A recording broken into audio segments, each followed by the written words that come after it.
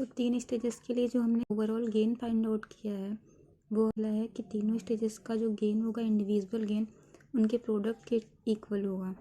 तो 3 स्टेजेस अगर हमारे पास यूज्ड हैं तो उनका जो ओवरऑल गेन होगा वो प्रोडक्ट हो जाएगा तो A3 multiplied by A2 multiplied by A1।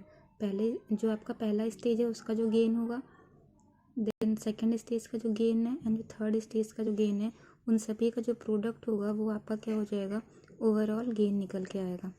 अगर 3 स्टेजेस यूज़ किए हैं तो 3 स्टेजेस के इंडिविजुअल गेन का प्रोडक्ट कर देंगे।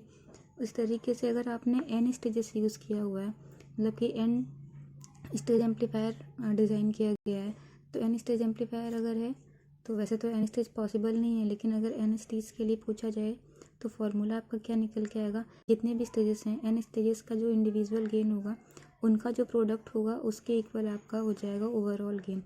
तो यहाँ पर A1 multiplied by A2 multiplied by A3 multiplied by A4 and so on जाएगा कहाँ तक, AN तक। मतलब कि जो nth स्टेज है उसका जो गेन होगा AN, उसका प्रोडक्ट और उसके पहले जितने भी स्टेजेस हैं उन सभी के प्रोडक्ट के इक्वल होगा आपका ओवरऑल गेन। तो यहाँ से n स्टेज एम्पलीफायर के अकॉर्डिंग या फिर 3 स्टेज, जितना भी स्टेज आप यूज़ करोगे उन सभी स्टेजेस का जो इंडिविजुअल गेन होगा उनके प्रोडक्ट के इक्वल होगा ओवरऑल गेन। तो यहाँ से तो हमने गेन फाइंड आउट कर लिया है। अब अगर हम इनके यूनिट्स की बात करते हैं कि जो हमारा गेन है उसको हम किस में डिफ़ाइन करते हैं, तो बेसिकली वैसे तो हमारा जो गेन होगा वो output voltage upon input voltage होता है, तो डायमेंशन लेस हो जाता है। लेकिन यहाँ पर जब हम लोग इसको कन्वर्ट करते हैं, क्योंकि हम जब बात करते हैं कैलकुलेशन ईजी हो जाए, तो ईजी कैलकुलेशन के लिए हम लोग जो गेन है उसको बेल में डिनोट करते हैं। बेल एक बहुत ही स्मॉल यूनिट होता है, उसके बाद उसको हम कन्वर्ट करते हैं 10 टाइम से जब मल्टीप्लाई कराते हैं तो वो डेसिबल बन जाता है।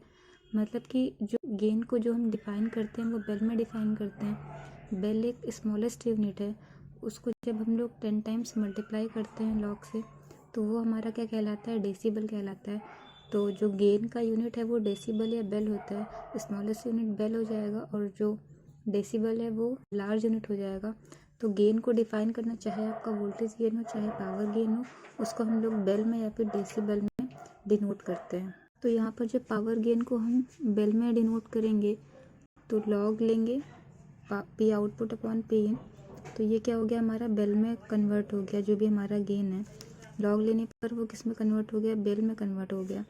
अब अगर हमें इसे डेसिबल में कन्वर्ट करना है, क्योंकि ये हमारी क्या है, स्मॉलेस्ट यूनिट है, अगर हमें उसे लार्ज यूनिट में कन्वर्ट करना है तो हम क्या करेंगे, उसको डेसिबल में कन्वर्ट करेंगे।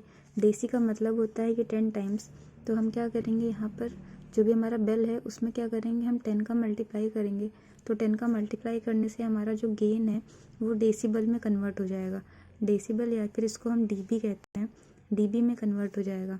तो यहाँ पर अगर हम 10 का मल्टीप्लाई कर दें किसमें, इसमें अगर हम 10 का मल्टीप्लाई कर दें सिंपली, तो यहाँ पर जब हम 10 का मल्टीप्लाई कर देंगे तो हमारा ये क्या हो जाएगा, डीबी में कन्वर्ट हो जाएगा। तो हमने यहाँ पर 10 का मल्टीप्लाई कर दिया, तो 10 का मल्टीप्लाई करने से ये हमारा गेन जो है, जो पावर गेन है वो डेसिबल में कन्वर्ट हो गया है। तो यहाँ पर ये स्मॉलेस्ट यूनिट है, ये क्या है, ये हमारा लार्ज यूनिट है। तो जो हमारा गेन है, पावर गेन या वोल्टेज गेन, उसको हम किस में डिनोट करते हैं, बेल में डिनोट करते हैं। जो यूनिट है उसका वो बेल है। तो बेल और डेसिबल, बेल स्मॉलेस्ट और डीबी जो है वो आपका लार्ज यूनिट है। ये तो हमारा है पावर गेन। पावर गेन हमारा क्या है, 10 times of log P not upon P I, मतलब कि output power upon input power. तो ये हमारा क्या है, डेसिबल है, पावर गेन है। अगर हम वोल्टेज गेन निकालेंगे तो अगर हम पावर यहाँ से देखें तो पावर हमारा क्या हो जाता है, V² अपॉन R हमारा क्या होता है, पावर होता है। इसी तरीके से जो हमारा इनपुट पावर हो जाएगा वो क्या हो जाएगा, VI² अपॉन R जो हो जाएगा वो इनपुट पावर हो जाएगा, मतलब कि RMS voltage upon resistance power आपको देता है। तो यहाँ से जब, क्योंकि V² का टर्म आएगा आपका P0 या फिर जो पावर है वो क्या देता है आपको, V² अपॉन R देता है। तो जो स्क्वायर टर्म है वो स्क्वायर टर्म क्या आएगा, ऊपर भी आएगा और नीचे भी आएगा। तो जब उस आप स्क्वायर टर्म को इधर लेकर के आओगे तो ये क्या हो जाएगा, 20 टाइम्स हो जाएगा। तो 20 टाइम्स होने का मतलब क्या है कि जो आपका वोल्टेज गेन होगा, वोल्टेज गेन का फॉर्मूला थोड़ा सा चेंज हो जाएगा। वो क्या हो जाएगा, 20 times of log V0 upon VI। मतलब कि जो पावर है आपका वो V² बाई R होता है, तो उसके अकॉर्डिंग V0² अपॉन VI² हो जाएगा। क्योंकि आर आर तो आपका कैंसिल आउट हो जाएगा। तो V not square upon V I square और V not upon V I का होल स्क्वायर आप कर सकते हो। होल स्क्वायर को आप इधर लेकर के आओगे, क्योंकि लॉग एम अपॉन एन का होल स्क्वायर जो आपका पावर होता है उसको हम क्या कर सकते हैं, इधर लेकर के आते हैं तो मल्टीप्लाई में हो जाता है।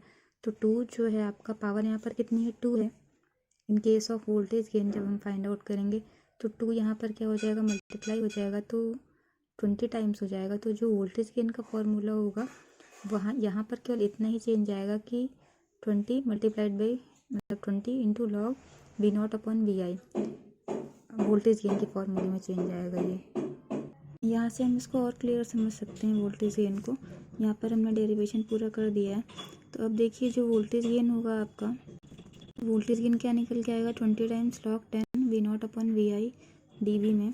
तो वो कैसे निकल के आएगा, पावर हमें पता है, वी नो दैट, तो पावर हमें पता है क्या होता है, V R M S square upon are.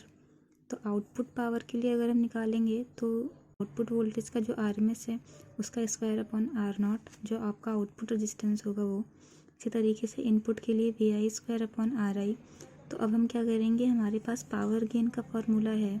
Power gain हमने पहले ही फाइंड आउट किया था कि 10 times of log output power upon input power हमें क्या देता है, पावर गेन देता है। तो अब हम क्या करेंगे, पावर गेन जो हमने आउटपुट पावर और इनपुट पावर फाइंड आउट किए है उसको बस केवल पुट कर देंगे।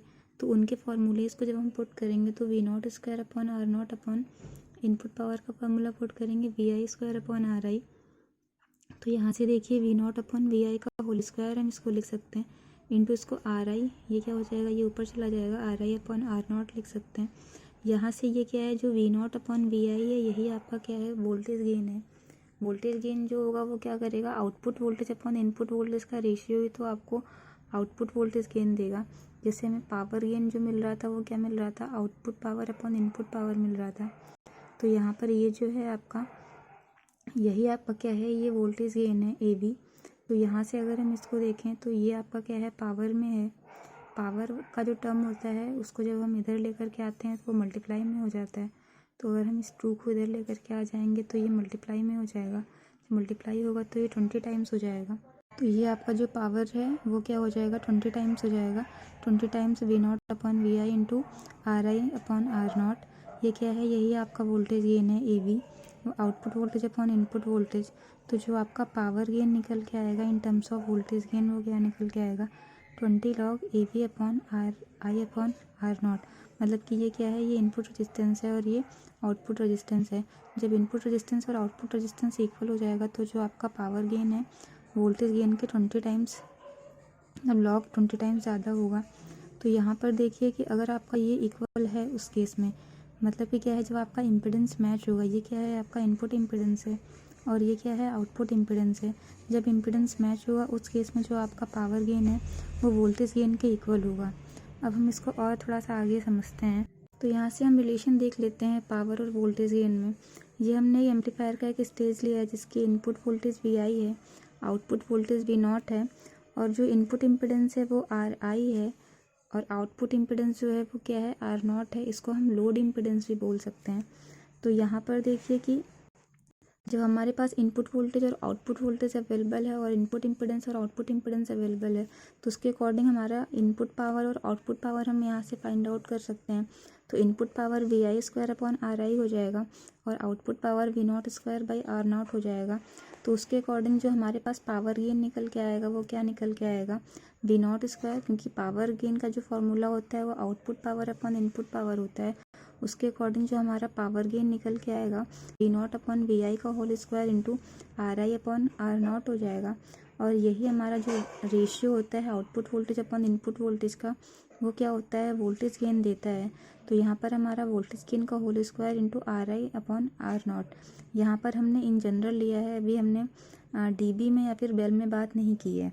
तो अब देखिए कि ये हमारा इनपुट वोल्टेज है, सॉरी इनपुट इम्पिडेंस है और ये आउटपुट इम्पिडेंस है। अब अगर हम यहाँ पर देखें कि अगर हमारा इनपुट इम्पिडेंस और आउटपुट इम्पिडेंस अगर मैच कर जा रहा है तो हमारा क्या होगा, पावर गेन और वोल्टेज गेन। तो अगर हमारा इनपुट इम्पिडेंस और आउटपुट इम्पिडेंस मैच कर रहा है इसका मतलब क्या है कि जो हमारा इनपुट इम्पिडेंस है और आउटपुट इम्पिडेंस है वो एक दूसरे के इक्वल है।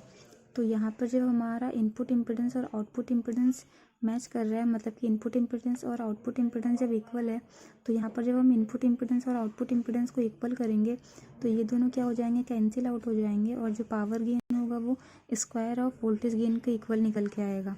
तो पावर गेन यहाँ से हमें मिल जाएगा, क्या मिल जाएगा, स्क्वायर ऑफ वोल्टेज गेन निकल के आएगा। कब, जब हमारा इनपुट इम्पीडेंस और लोड इम्पीडेंस क्या है, मैच कर रहा है एक दूसरे से। तो जो पावर गेन है वो स्क्वायर ऑफ वोल्टेज गेन हमें निकल के मिलेगा। अब हमें जो पावर गेन मिला है वो क्या मिल गया है, स्क्वायर ऑफ वोल्टेज गेन मिला है। अब अगर हम इसको बेल में कन्वर्ट करें तो बेल में कन्वर्ट करने के लिए हम क्या कर सकते हैं, सिंपली दोनों साइड अगर हम लॉग का मल्टीप्लाई कर दें, तो जब हम दोनों साइड लॉग का मल्टीप्लाई करेंगे तो ये जो भी हमारा पावर गेन और वोल्टेज गेन है वो बेल में कन्वर्ट हो जाएगा। तो यहाँ से हमारा पावर गेन और वोल्टेज गेन लॉग का मल्टीप्लाई कराने से कन्वर्ट हो गया है बेल में।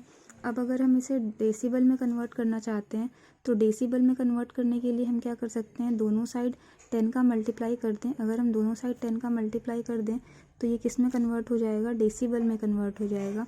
तो हमने दोनों साइड क्या किया, 10 का मल्टीप्लाई किया, तो ये डेसिबल में कन्वर्ट हो गया। तो यहाँ पर देखिए जैसे ही हमने 10 का मल्टीप्लाई किया तो ये क्या है, पावर में है, ये यहाँ पर आएगा तो मल्टीप्लाई हो जाएगा। तो यहाँ से जो हमें डेसिबल में जो गेन निकल के आ रहा है वो equal to 20 times of log voltage gain निकल के आ रहा है। तो जब इम्पीडेंस मैच करेगी उस केस में हमारा जो डीबी में जो गेन होगा पावर गेन और जो डीबी में वोल्टेज गेन होगा वो क्या होगा, एक दूसरे के इक्वल होगा। और अगर हमारा दूसरा केस क्या है कि अगर हमारा जो इनपुट इम्पीडेंस है और जो आउटपुट इम्पीडेंस है, या फिर इनपुट इम्पीडेंस और जो हमारा लोड इम्पीडेंस है, अगर वो मैच नहीं कर रहा है, अगर वो मैच नहीं कर रहा है इसका मतलब क्या है कि इनपुट इम्पीडेंस और जो आपका आउटपुट इम्पीडेंस है या फिर लोड इम्पीडेंस है वो एक दूसरे के इक्वल नहीं है। तो जब एक दूसरे के इक्वल नहीं है इसका मतलब क्या है कि हमें जो वोल्टेज गेन और पावर गेन है वो इंडिविजुअली कैलकुलेट करना पड़ेगा। डीबी में या फिर बेल में जिसमें भी हम बात करेंगे उसमें हमें कैलकुलेट करना पड़ेगा इंडिविजुअली पावर गेन और वोल्टेज गेन को, क्योंकि जब हमारा इनपुट इम्पीडेंस और आउटपुट इम्पीडेंस इक्वल नहीं है तो हमें इंडिविजुअली कैलकुलेशन करना पड़ेगा पावर के लिए और वोल्टेज के लिए। तो ये था हमारा रिलेशन बिटवीन पावर गेन है और जो वोल्टेज गेन है उसके बीच में रिलेशन था। और अगर हमारा इनपुट इम्पीडेंस और आउटपुट इम्पीडेंस क्या है, जब मैच करेगा उस केस में जो हमारा डेसिबल में जो पावर गेन है और वोल्टेज गेन है वो इक्वल हो जाएगा। लेकिन अगर हमारा इनपुट इम्पीडेंस और आउटपुट इम्पीडेंस अगर मैच नहीं कर रहा है तो उस केस में जो हमारा पावर गेन होगा और वोल्टेज गेन होगा वो इक्वल नहीं होगा, हमें इंडिविजुअली कैलकुलेट करना पड़ेगा, उनकी कुछ डिफरेंट डिफरेंट वैल्यूज़ आएंगी।